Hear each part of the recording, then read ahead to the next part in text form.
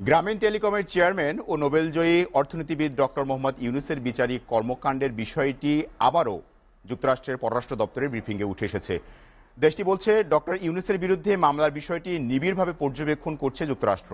এমনকি ডক্টর ইউনূসকে হয়রানি এবং হুমকি প্রদর্শনের জন্য শ্রম আইনের অপব্যবহার হতে পারে বলেও যুক্তরাষ্ট্র তার উদ্বেগের কথা জানিয়েছে এবং এতে সরাসরি বিদেশি বিনিয়োগের বাধা আসতে পারে বলে জানানো হয়। এছাড়া প্রধানমন্ত্রী শেখ হাসিনার চীন সফরের প্রসঙ্গও উঠে এসেছে স্টেট ডিপার্টমেন্টের ব্রিফিংয়ে।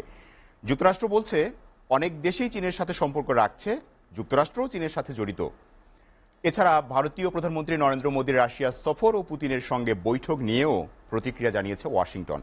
স্থানীয় সময় মঙ্গলবার নিয়মিত সংবাদ সম্মেলনে এইসব কথা বলেন মার্কিন পররাষ্ট্র দপ্তরের মুখপাত্র ম্যাথিউ মিলার।